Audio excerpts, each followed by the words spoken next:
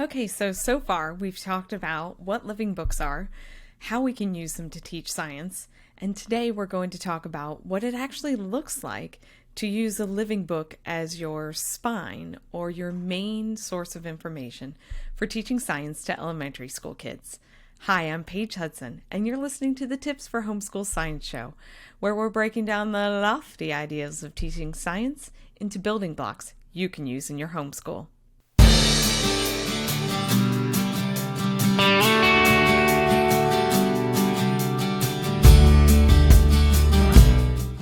You guys have heard me say on the Tips for Homeschool Science Show that there's 3 things we need for science. We need to read, we need to do, we need to write. So we can do all those 3 things using a living book as our main source. So with that in mind as our backdrop, let's talk about the goals you have for elementary science education. So we've talked about this in a couple of different other episodes, but I want to refresh it here. Basically, for elementary years, first we want to create an interest in the students to learn more about science. So we want science to be fun and interesting during these early years because we want them to be excited about learning more later on as the concepts get more difficult.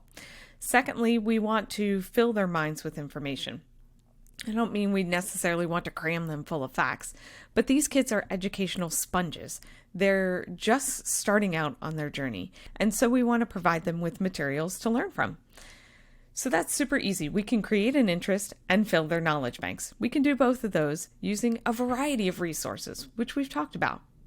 Living books are definitely excellent tools we can use to accomplish these goals. So, when we're teaching science to elementary students, we want a couple of different things in our weekly plan. We want to have some kind of our hands-on, our scientific demonstration. So these are more teacher-led and student-observed. So you're the kind of driving force behind this demonstration. You're doing the work, you're reading the directions and that kind of stuff, and your students are participating with you and watching what you're doing. Then the second thing we want is to read. And in this case, if we're using living books as our main source of information, our reading is going to come from that living book. So living books with a science bent definitely fit the bill here. And then the third thing we want to do with our elementary students is notebooking. And that means we want to have them write down what they've learned. And we can definitely record what they've learned, whether we're doing that orally as a narration in the beginning when they're younger, or whether we're having them write down what they've learned. If we write down that narration in a notebooking format, we can certainly do that with a living book as our main source of information. So we can add on extra projects and memory work and lots more fun stuff to round it out if we desire. But the 3 main things we need to do each week are to do some kind of demonstration, to read from some sort of resource, in this case, a living book. And the third thing we need to do is some kind of writing or notebooking. We need to do an oral narration or written narration. So those 3 things are super easy to be able to do with a living book as our main spine. So we understand our goals. We need to create an interest and we need to fill their knowledge banks. We know what we need to do. We need to do, read, and write each week. Let's get to the nitty-gritty of what it actually looks like. I'm going to use a week from Volume 1 of the Sassafras Science Adventures to show you how this series fits the bill and has our goals in mind and has the 3 keys that we need to help you teach science to your kids. This could certainly apply to something like the Burgess Bird Book or one of those other options we talked about in the previous week. So day 1, we're going to read and we're going to write. First up, you're going to read. You're going to start by reading a section in the chapter. In the Sassafras Science Adventures, each chapter is broken into 2 sections to make it a little bit easier to read to your younger kids. You can read it yourself, or you can have an audiobook read it for you as you guys listen together as a group. When I'm reading aloud to younger kids, I typically give them something to do with their hands. So whether that's building with Legos, building with Magna-Tiles, doodling on a piece of paper, or something like that. But I won't give them anything that's too taxing that would take them away from actually listening.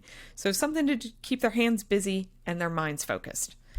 So the first part of Chapter 2 of the Sassafras Science Adventures covers a little bit about grasslands and about lions.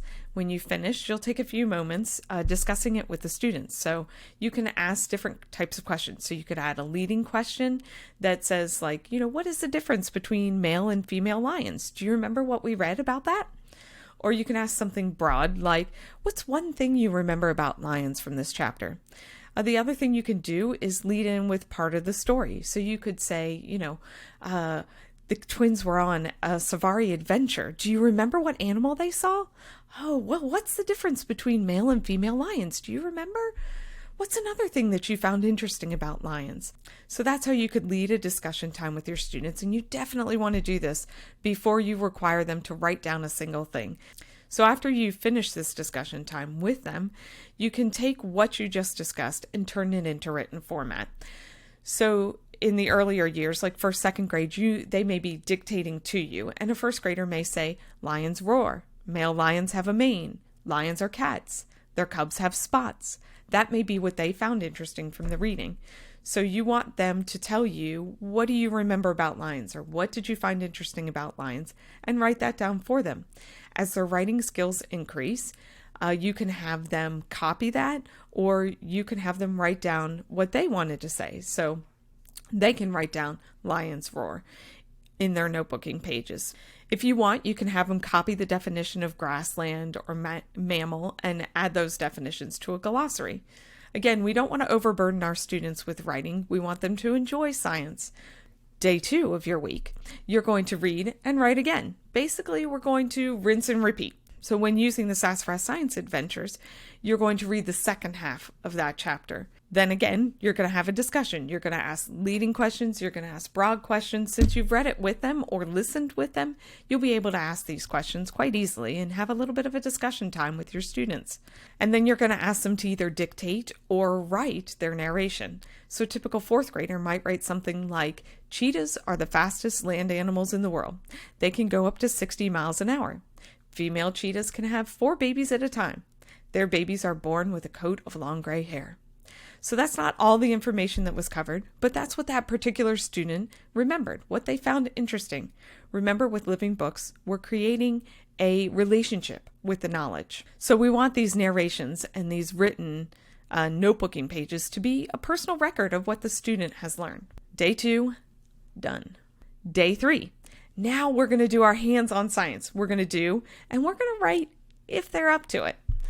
So now that you've finished reading the chapter for the week and you've got some knowledge base behind it, you can do a related scientific demonstration.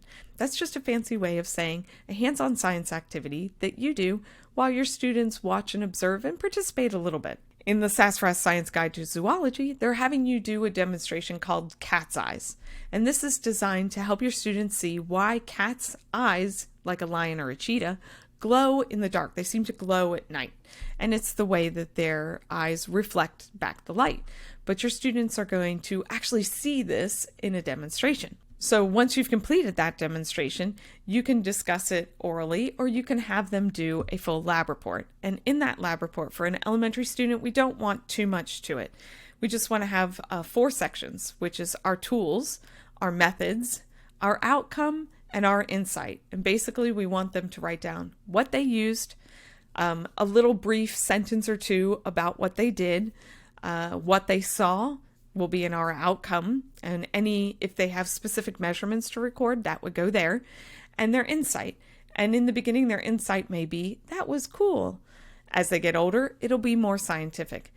So the 3 main keys are done for the week. You've done science, you've read about science, and you've written about science.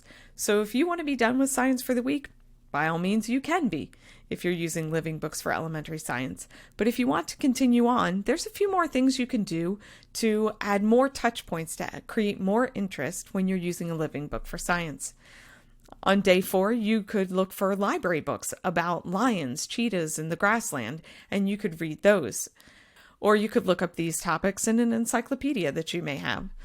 On day 5, you could add in some projects, some craft projects. You could have the students create a shoebox diorama of the grasslands, or you can have them complete other craft style projects that have to do with lions and cheetahs. Basically, you just want to use these days to add in some more interest, give another memory, another touch point that has to do with your living book and with the science that the students are learning about. So that's the purpose of doing day 4 and 5. Also on day 5, you could do a multi-week project. So something like creating an animal diet chart that tells whether the animals are carnivores, herbivores, or omnivores. This is a great way for the kids to see the animals that they've learned and what they eat. Or you can add them to, we talked about the habitat diorama in the previous one, or you can do habitat posters where you're putting the animals into the environment that they're a part of. The other thing you can add in is a bit of memory work if you want to add some memory work into your week. So the idea is that for the first 3 days, you're reading and writing and you're doing. You're getting those 3 keys not out of the way, but you're making sure that those 3 keys are hit each week, that you're doing some kind of science, you're reading about science, you're writing about science, and you're doing this from a living book. And then if you want to add in extra projects, just create more memories and more touch points about what you've learned from the living book, you can do those on the next 2 days. So that's a glimpse at what a week with using a living book to teach about science can work in your homeschool for elementary age students. Next week, Pam Barnhill is coming on the podcast to share a bit about morning time, which is one of the times we use to add in more living books on science. After that, I'll be back with an episode on how to use living books with middle school students. Thanks for listening, and I hope you have a great week playing with science. Thanks for listening to Season 10 of the Tips for Homeschool Science Show, which is sponsored by our company, Elemental Science. At Elemental Science, we have several series of award-winning programs, including a series with living books to help you teach science. Sassafras Science Adventures will help you enjoy a journey as you learn about science. The newest installment of the Sassafras Science series is coming out in April of 2023. This volume will be a journey through the periodic table. It's all about chemistry, which is my personal favorite subject. Head over to elementalscience.com to learn more about the Sassafras Science Adventures and see how we can help you teach science at home.